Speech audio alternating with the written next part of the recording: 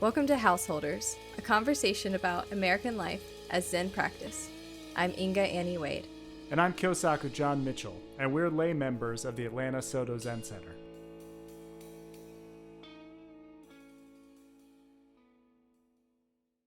So something I've noticed, and a lot of people have noticed really, is that there are not a lot of women in Zen comparatively to maybe some other types of Buddhism like Shambhala. If you go to the Shambhala centers here in Atlanta, there are a ton of women there. And it's just something that I have talked about with people at the Zendo as to why there's not so many women there, and I never really had like a straightforward answer. And I asked Sensei before, and he was like, well, he basically sort of put me in charge of an initiative to bring the women together and, come up with solutions. And I sat down with 4 other women, and we talked about it over lunch. And then I started to realize that the problem was much bigger than what I was willing to put into it at the time, because I had just started my master's degree program. And I just didn't think I was ready to put forth the effort that was needed to kind of tackle this problem. Some of the reasons I think that it doesn't draw as many women in is partly because there's already a lot of men there. Women might come, see a whole bunch of men, and maybe feel like, oh, maybe a little uncomfortable with that situation. I don't know. If you were at a practice of some sort and it was mostly women, I don't know if that would make you feel uncomfortable. But for some men, it might. I'd be stoked, honestly. Actually, for you, I kind of thought that was the case. Like, well, that's good to hear. At the Zendo, though, I guess it can be kind of overwhelming to like be in a room with a bunch of men. Sure. It's a completely different dynamic than the other way around. Yeah, but I think that's just something that's perpetuating the problem. I don't think that is the problem. Yeah, it had to get that way in the first place somehow, right? Exactly. So I think my theory is that part of it is that it's sort of in some form a masculine practice, or like it has masculine properties to it. Of course, this is when I get into gender roles and stereotypes that might, of course, not hold true for a lot of men and women. And that's where it gets tricky. Maybe that's where I've not maybe wanted to talk about it as much, because you're kind of making these assumptions about gender in the first place to make these arguments. But I think some of them, the stereotypes are true in a, physiological way sometimes, or that we might be emotionally different based on how we were raised, and maybe in some scientific way. I don't know. I'm not a scientist, so I don't know exactly what everything is that makes us who we are, how the genders are different. But the reason I think that Zen is masculine is because it has almost this militaristic essence to it. You were talking at one point about Sawaki Roshi. There you go. Thank you. And you're saying like, well, like his sessions and everything is just, you would be meditating for like 22 hours a day. Yeah. And that really gives me a very militaristic vibe to it. And honestly, I don't know why I find that so attractive. Like, I would be utterly miserable after 9 hours of the first day of that retreat. I mean, absolutely, I would be too. But beyond that, it's just that I think that, at least in this society, and I'm sure in many others, men kind of have this sort of like, just suck it up and endure it kind of like attitude that Absolutely. Women don't have. Like when we're in pain, we kind of talk about it with each other. Say, yeah, that sucks. Like, we're empathetic with each other. And I kind of feel like maybe that kind of rhetoric is not as open in Zen, because you're supposed to sit down and kind of endure the things that you are feeling at that time, and just kind of take it in yourself and figure it out how to deal with that. I haven't been able to like, or I haven't wanted to meditate for 22 hours at a time or whatever. Like Yeah. it's not even like in my drive of something I want to do. You and I are probably like equally capable of doing that, which is to say like not at all capable of it, but for some reason I want to and you don't. Yeah. I want to be able to and you don't care to be able to.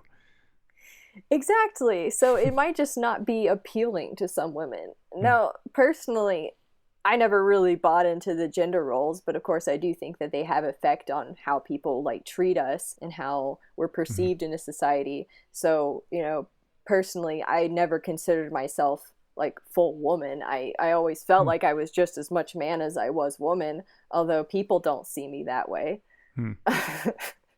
So they treat me like a woman.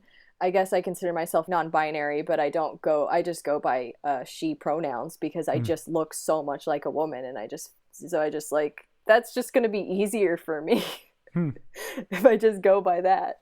But that is to say, I'm only bringing that up because, I wasn't maybe as intimidated as some women possibly might be.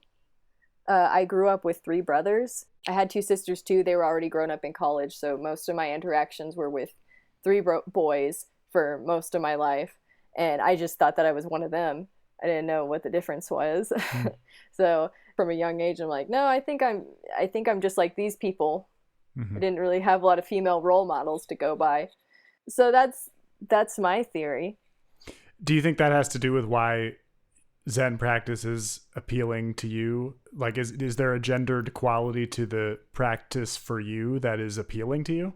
I can tell you that, like I said, Shambhala, there was a lot more women in it, and I felt less comfortable.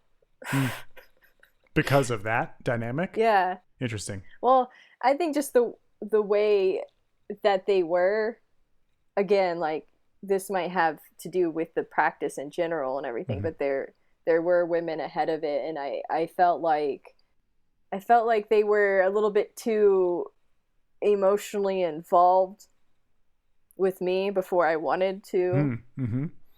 Yeah, like they ask more questions and stuff, and it's like I kind of want to like sneak around for a little bit first before people notice me, and then decide if I want to stay. Sure. And then I'll start like opening up, but I got to make that decision first. And I feel like there was a little bit more like getting to know people and opening up. I don't know if that really makes any sense though, so I have to probably think about that a little bit more. It makes sense to me that would be like that you could find that uncomfortable if that isn't the full explanation of what it was.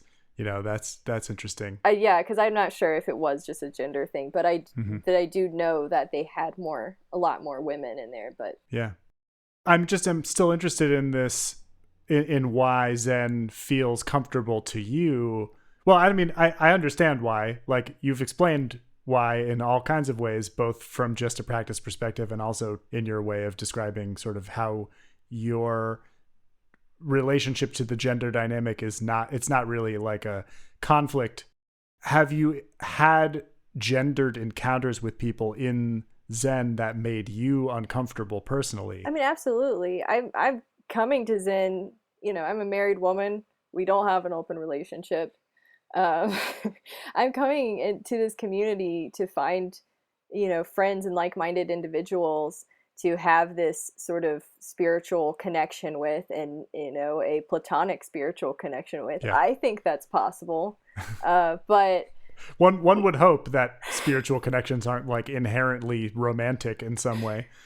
But it does seem like that, you have to be careful as a woman with your male relationships, because I think that, again, I'm making these stereotypes. I apologize to men who are not like this. John, you're not like this. I'm not offended.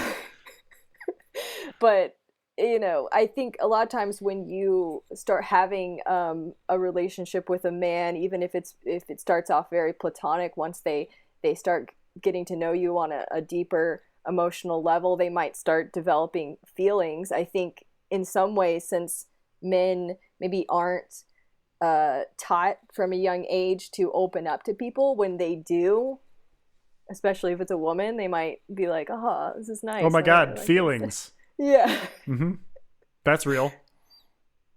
Again, but when we were, first getting to know each other, I Mm-hmm. told you right away, I'm like, okay, I feel comfortable with this relationship. I don't feel like you're gonna just be like, all of a sudden, get all lovey-dovey, and I'll be like, where'd this come from?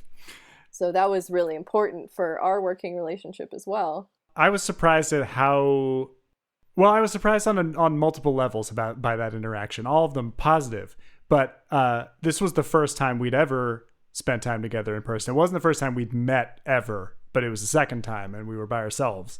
And I think I told you this at the time. I was sort of nervous about hanging out with you, anticipating that kind of dynamic, like as a problem, like what wondering whether you were going to feel uncomfortable hanging out with me, just knowing how the world is, having been in that situation. Like I said, I hang out with women a lot, and people have been on their guard with me in ways that they've talked to me about and ways that they haven't talked to me about, in so many times that I've like learned to be cautious about that dynamic. And I was prepared for us to have to take a while to kind of get around to understanding that we were going to be cool on that level. I mean, obviously I wasn't going to be weird in any way, but like what I mean is I'm used to it taking some time to get to the point where you can clear the air about that. Right. And so on one level, when you did, I was very grateful to you that we like got that out of the way and that you were comfortable enough with me to do that in the first place. But also on another level, I thought to myself, this must be a dynamic with, and you said it, but like there must be a reason why this had to come up in our first conversation. This isn't just like something new to the Zendo. It's just my relationship with men in general. Like I feel like I have to be careful, and I think part of it is because of my personality too, because I am not really like acquaintances. Like I don't really like feel like I'm really friends with people that I don't know very well. So like I like to pick like just certain people to be friends with, and then I'm like, okay, like I'm going to open up. I don't mind opening up to people. I just kind of like pick that person. They're like, okay, we're going to be friends, we can talk about anything, we're cool, right? But that could mean different things for other people. Sure. When to me that just means like we're good friends, like sure, we're cool. It happens that I'm the same way, and that is why I think we fell into this kind of deep conversation so naturally. And we were already planning when we hung out that day to do a podcast together. We had already sort of had this pretext with each other of like, we're going to talk about deep stuff one-on-one together, and I was prepared to do that from before you even got there. But maybe that wasn't, maybe you had no way of knowing that was going to be sort of my way of operating when you got there, and so it seems to me like you came prepared to sort of set boundaries. And what I think there's a question in this for me. It's like, because this was another level on which it took me by surprise. And again, it was like surprising in a good way, because I thought that you were very open and like caring about trust and having a relationship not based on any kind of deception or hidden information of any kind from the very first time we hung out. But like, how much of what was going through your mind when you went to hang out with me for the first time was about Zen dynamics, and how much of it was just like the way of the world? It's not like when you walk into the Zendo, they're all men your age and sort of who look like you and who have similar histories to you. There's a pretty wide range of people with and age, I would say, is probably the most variable with people in our community, but it's pretty diverse in a lot of ways. I wonder whether that feels different to you, Like, do you feel like there is a gender dynamic in like the intergenerational aspect? I feel like the older men in Zen are like a lot more progressive than just the average older man. Even if they don't necessarily understand all the gender dynamics, I feel like they really do try their best not to like, treat me differently because I'm a woman. Not in that way, at least. I don't think that like just because they're older, they're like their generation is like, oh, women need to be in the kitchen, so uh, Right. um, And then there's also just the element of like, these are the people who went and did Zen right. in the 60s, 70s, 80s, instead of, working on Wall Street or whatever. So they were probably progressive back then as well. Yeah, I usually feel pretty comfortable around them.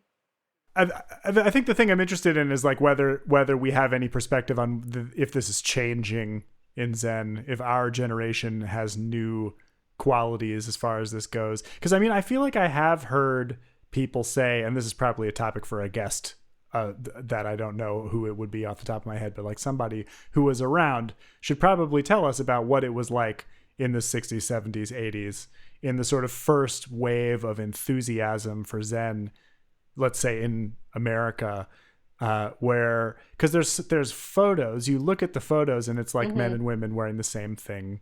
All of them have their heads shaved, like I'm sure there was a sort of overt kind of egalitarianism to it where the men and the women don't really have different roles, certainly in like a monastic sense.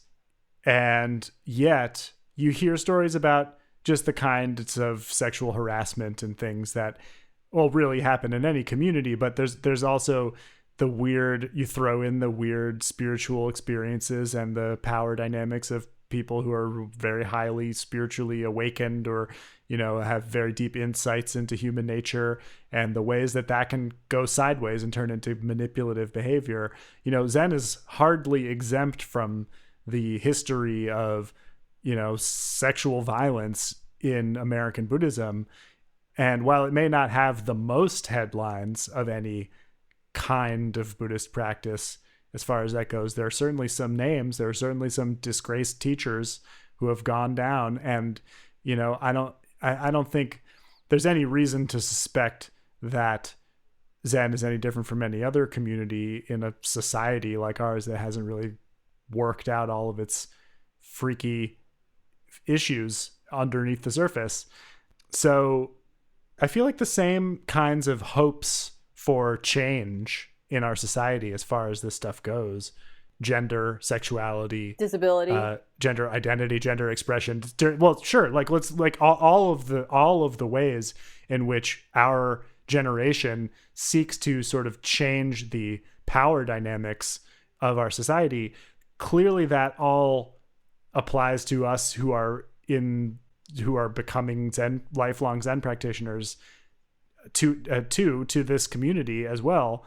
But I it kind of sounds like there are obstacles that you can see to that kind of thinking setting in Zen. I think there's more qualities of why Zen is like this that we should point at. Like you talked about the militaristic stuff, and this sort of like grit your teeth and deal with it attitude towards the physical aspect of the practice, which of course is ableist. And also, I mean, and what's interesting is I actually was talking to somebody recently about how Zen practice, like actual Zazen practice, is missing this whole Taoist lineage of different ways of breathing and different points of concentration for male and female bodies. That like actually this sort of hara breathing that we do in Japanese Zen is a practice for men, for people with male bodies. Yeah. According to the ancient Chinese practices that it's based on.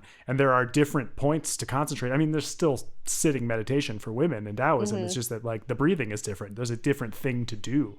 So it's possible that, and I don't, claim to be any kind of expert in how, how the chi moves through our bodies or anything like that.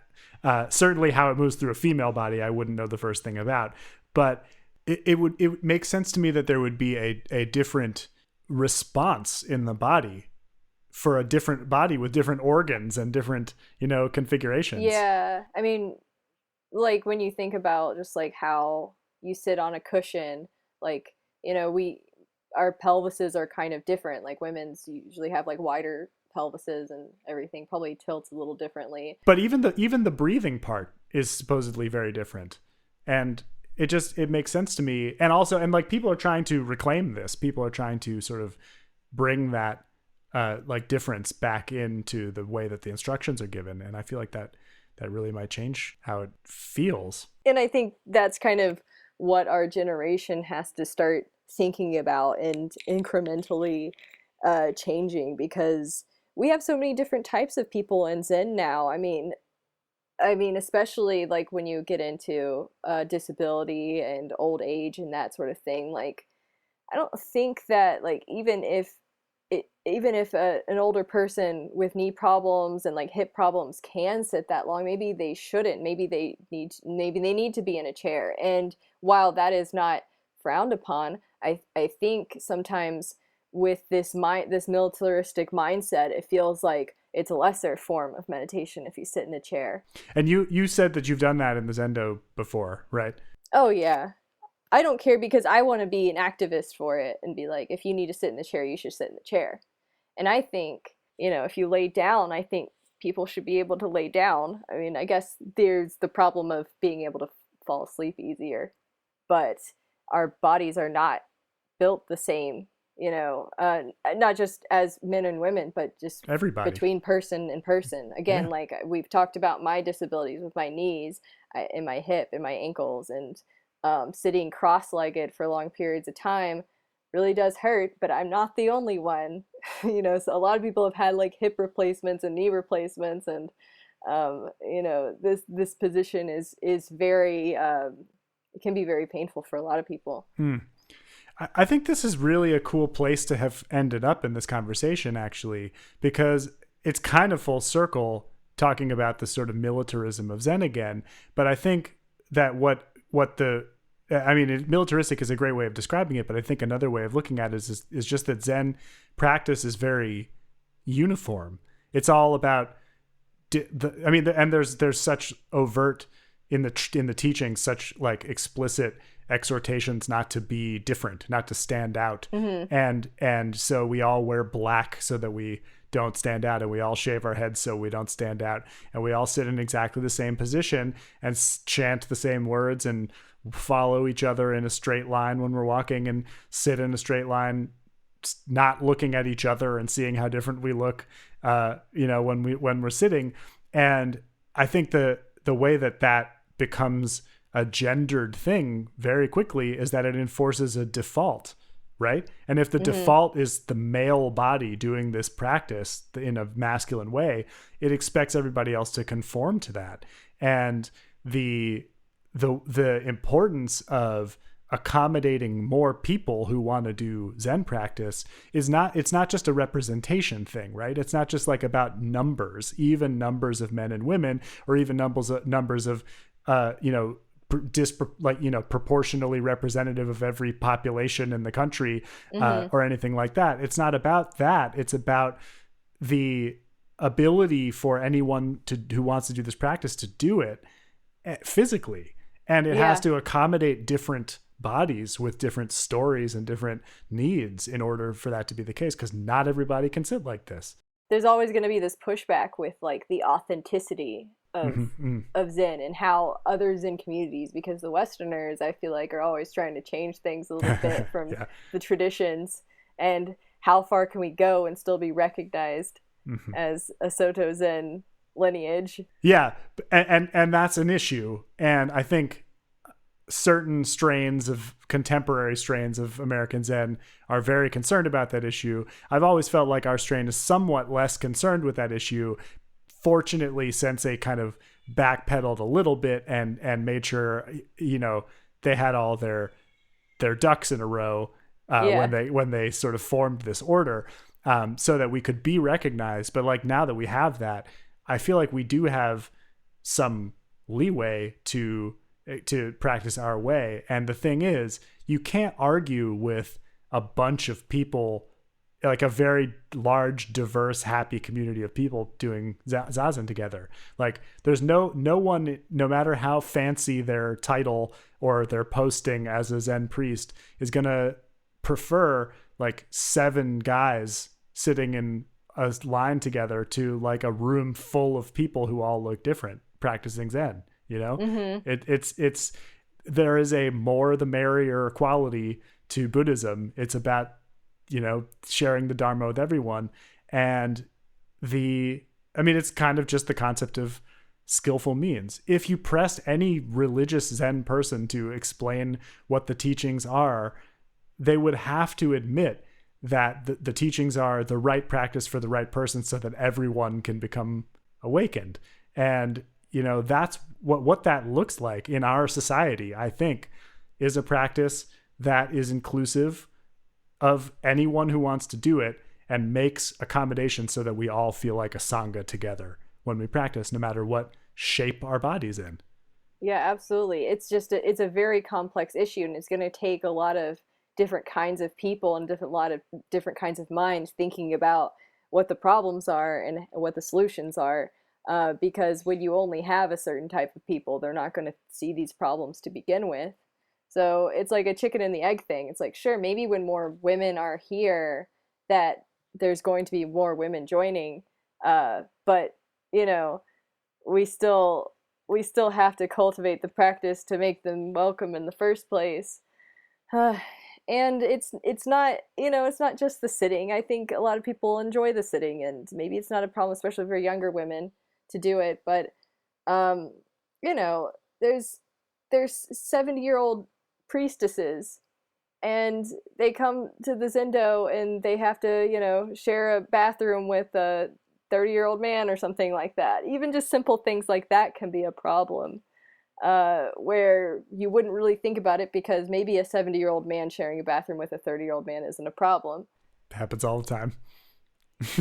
Yeah, it's like there's, especially when you have older people, they're going to have different gender ideals and stuff like that too. So it's like, I mean, the fact that there are like older women priestesses, that's really cool. I do wonder kind of like what it was like when they were younger and going through training, and, or, you know, because I know that some of them have been here for like a long time with this practice, and I know that they've seen the problems, and they've probably just changed over time. I'm sure they've gotten better, but there's still just a lot of things that are going to take a lot of discussion and a lot of work to get to the place where they're better. And originally, when I was approached to be like, you could be the leader of the women's group, and I was thinking, yeah, it'd be cool to just come together and talk about women in Zen and talk about, like, you know, this kind of thing.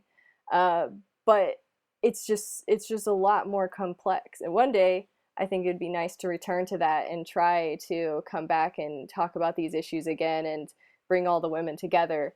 But it is a bigger problem than you know, what we're talking about. There's so many small details and so many like things I wouldn't even think about. It can be a little daunting, but, you know, I guess I'm willing to stick with the community long enough to try and work it out. Householders is a production of the Atlanta Soto Zen Center in Atlanta, Georgia, and the Silent Thunder Order. Find us on the web at ASZC.org. Our Sangha depends on your support. You can donate by PayPal to donate at storder.org. Gasho.